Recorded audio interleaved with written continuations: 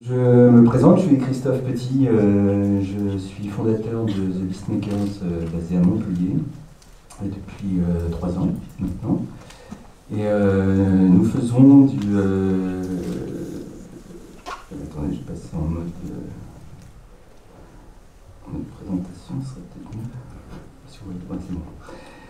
Nous faisons des créatures, des personnages de la conception jusqu'à l'animation.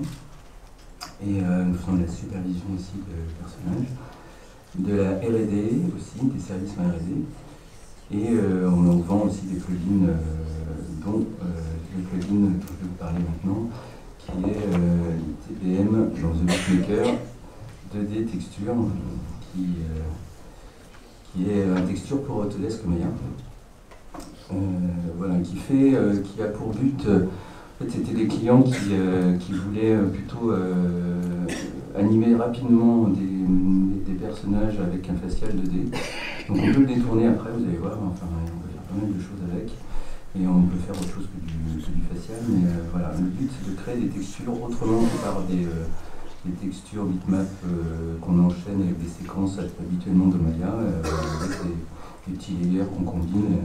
Voilà, et puis après qu'on passe à l'image, en une image, on switch sur la séquence d'image pour faire l'illusion de l'animation. Donc là en fait, là l'idée c'est, on avait fait avant la projection de géométrie, c'était très très lourd, c'était chez Dwarf à l'époque, pour Pirata et Capitano saison 1. Et bien après... Quand j'ai fondé The Beastmaker, je me suis dit, tiens, ça, on pourrait le refaire directement en calcul en node pour que ça génère directement des textures. Voilà, donc en fait, là, ce que vous voyez là, il y a des curves à droite qui sont des curves Maya typiques, vraiment basiques, et qui sont animées en translation et puis déformées avec tous les déformeurs possibles imaginables de Maya. Et ça génère après des formes que vous voyez sur le personnage ou derrière. La texture, c'est ce que vous voyez, le petit carré qui est là. Alors, je sais pas si le petit carré, vous voyez mon pointeur, le petit carré qui est là, c'est la texture elle-même qui est générée. Et ça nous sert aussi de piqueur. Donc, bon, là, c'est encore une version bêta, hein, donc il y a des choses qui vont être améliorées. Mais voilà, en fait, ça génère des formes pleines ou des formes, des traits, et après qu'on composite avec des layers qu'on va mettre à l'intérieur des formes ou à l'extérieur par-dessus. Et donc on va pouvoir avoir un ordre aussi à l'intérieur d'un layer, tout comme Photoshop exactement pareil. Voilà, et après on a des dynamiques aussi, les curves peuvent être aussi simulés en dynamique, enfin, on peut faire plein de choses dessus. Donc dans la prochaine version qui va sortir là en janvier, là on est en train de finir l'interface, donc là ce que vous allez voir c'est une interface temporaire. Mais voilà, ça fera déjà un peu qui donnera une idée. Donc voilà, ce qu'il y aura dedans, donc celle-ci est encore quand même disponible si vous voulez l'essayer, vous nous contactez, on vous donnera un accès à cette version-là, avec l'interface actuelle. Voilà, donc on a les courbes, effectivement, qui vont nous servir de traits et de formes pleines. Après, on a des layers, ce que je vous ai dit tout à l'heure. On a aussi des dégradés qui vont permettre de faire des remplissages un peu plus subtils que d'avoir un aplat. Des textures après, à la place des dégradés, qui vont pouvoir nous permettre de faire après du bump mapping avec un peu de matière dedans. Voilà. Ou même quand on a des formes un peu complexes, on va pouvoir faire par exemple des dents. Alors là, ici, dans le personnage que vous voyez ici, là, c'était des traits, c'est vraiment des curves, des petits traits en fait qui font les contours après. Mais on pourrait très bien maintenant, depuis qu'on a implémenté les textures, faire une plaque et puis avoir des dents qui sont dessinées dessus avec de l'alpha. On peut rendre les séquences d'images après, parce que l'idée, comme c'est un node Maya, c'est pas forcément compatible. Alors c'est compatible avec Maya, mais les plugins ne sont pas compatibles par exemple avec Redshift.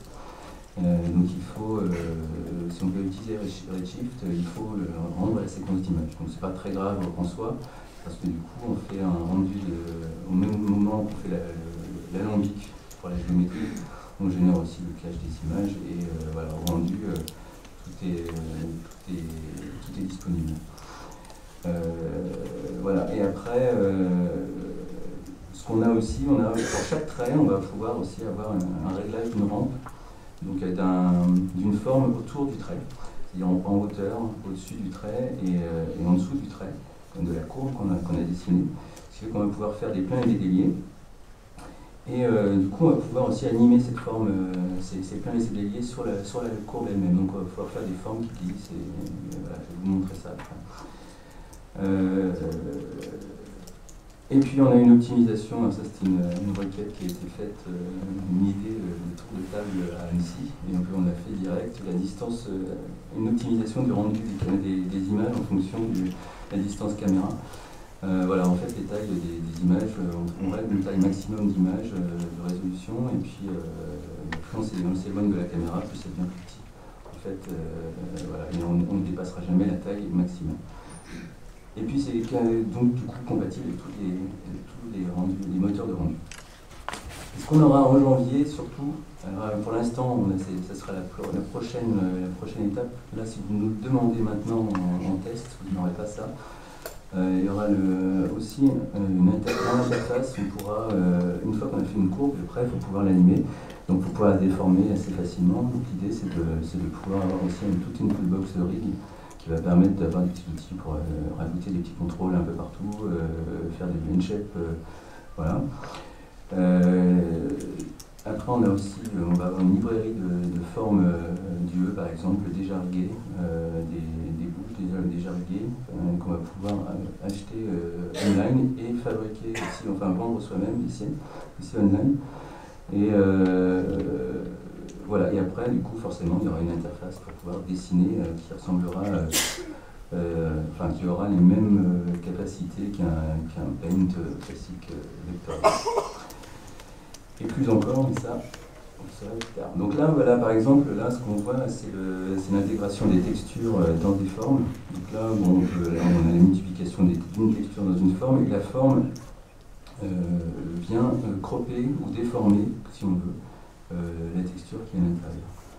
Donc on peut très bien imaginer, comme on voit en ce moment sur les forums, voir des rimes bleues qui, pour la paupière, d'écraser le point du dessus, ici, là, et puis d'avoir un œil qui est complètement aplati en haut, voilà, qui vient cropper la texture.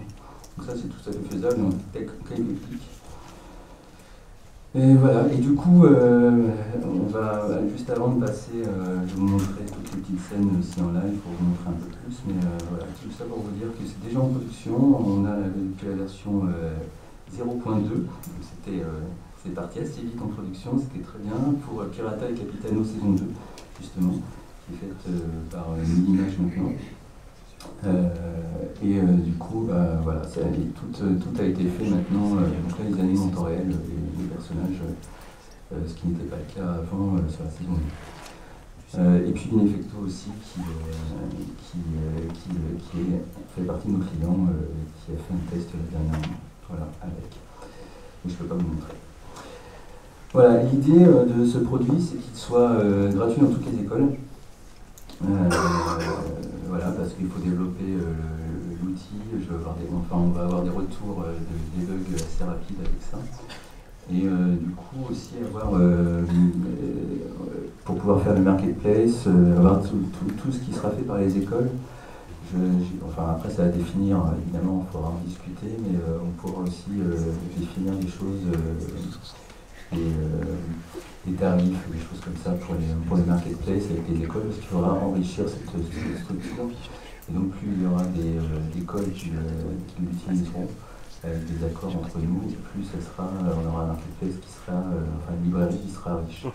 Voilà, et donc là pour l'instant sur le site, vous pouvez voir la version 0.2 qui est disponible sans UI. Alors ça c'est un peu horrible, mais par contre on vous assiste pour le montrer. Mais après vous pouvez attendre, vous pouvez prendre directement la version 1.0 qui est quasiment stable maintenant. Et voilà. Et je crois que c'est tout fini. Alors on essaye pour une ou deux questions dans la salle. Alors, je vais quand même loader donc là par exemple, ça c'est un personnage était fait. Je peux vous montrer rapidement ce que ça fait. Là, on a vous voyez les dents là. En fait, la texture, elle tourne avec les dents. Je ne sais pas si vous voyez, ça donne une impression de volume. En fait, ça c'est un effet. Si jamais on enlève cet effet-là, par exemple, c'est de l'autre personnage-là, qui lui n'a pas ce principe-là. Si je tourne autour, vous voyez les dents, on n'a pas une impression de volume, on a vraiment l'impression que c'est une impression. Et donc l'idée c'est de faire, on a un principe qui est intégré, qui va être intégré dans le node, mais pas dans cette scène-là, qui fait en sorte d'automatiser cette chose. Donc là on peut voir, c'est des courbes, c'est des courbes Maya qu'on peut déformer à volonté. Donc là si je l'édite, ce truc là c'est affreux. Hop, voilà, c'est vraiment des points que je peux déplacer et donc quand je vais, évidemment c'est les dents, mais voilà, si je prends ce point là, en fait on peut vraiment tout animer. J'ai pas pris le nom. Voilà, par exemple là, si je prends la bouche, voilà, là on voit que je peux animer même les points si je veux. Mais bon, le but, c'est pas ça, c'est d'aller vite. Donc là, je vais vous montrer ce qu'on a quand on affiche les curves. On peut avoir ici des contrôles additifs sur des shapes où on va pouvoir régler très rapidement ça. Et puis, ça suit des shapes. On va avoir ici, par exemple, du open. Voilà, et puis là, tout ça, après moi je peux le déplacer. En fait, c'est des rigs très simples, c'est vraiment de la translation des rotations. On va pouvoir animer très rapidement les choses. Là, sur les yeux, on peut reshaper tous les yeux. Voilà, et c'est vraiment du rig basique, enfin vraiment basique comme on pourrait l'imaginer. C'est pas très compliqué. Et du coup, c'est ce qui rend le principe intéressant. Là, vous voyez, j'ai la paupière qui s'auto-oriente avec le mouvement de l'œil, ce qu'on fait normalement avec des personnages 3D, et qu'on peut activer ou pas. Et surtout, ce qui est intéressant ici, vous voyez les cils. Les cils sont en volume. Ils sont, je ne sais pas si on les voit bien, je vais vous montrer ici. Ça, c'est les cils ici, là. Et quand je fais un blink avec mon attribut blink, on voit que les cils passent de l'autre côté automatiquement parce que c'est une projection, c'est comme une projection. Donc en fait, on a des raccourcis qui se font très rapidement comme ça et qui sont plutôt intéressants à manipuler. Pour la bouche, par exemple, pour la mâchoire, si je tourne la mâchoire ici, si je la tourne comme ça, on va avoir, comme j'ai la langue qui est derrière, derrière, voilà, on a toute la mâchoire, on a les dents qui sont là. Moi, si j'ai envie, en Z, c'est pas important, on peut tout décaler. On peut tout. Bon, alors là, je suis en train de tout décaler par rapport à la caméra, mais voilà, en fait, on peut tout animer assez simplement quand même. Si on n'a pas, alors après, faut faire attention quand même, mais voilà. Voilà le principe du rig, c'est que avec des courbes, on arrive à faire des volumes. Alors, je ne vous ai pas montré les gradients, là c'est ce qu'on a derrière. Là. Ici on a un petit gradient qui permet d'avoir des formes un petit peu plus, enfin des gradients un petit peu plus riches. Et je vais vous montrer encore. Ouais, mais ça va être la dernière chose là. Et ça c'est la fameuse goutte, c'est l'animation sur le ramp de l'épaisseur sur la droite et sur la gauche. Le plan est délayé. Et puis, je crois que c'est... Ah non, il y avait ça aussi. Voilà, et ça, c'était... donc en bas, c'est le bump qui est sorti en temps réel, et puis la simulation au-dessus des courbes en une close, et puis voilà, on a le rendu. Voilà. Je crois. Et puis ça, c'est la dernière. Voilà.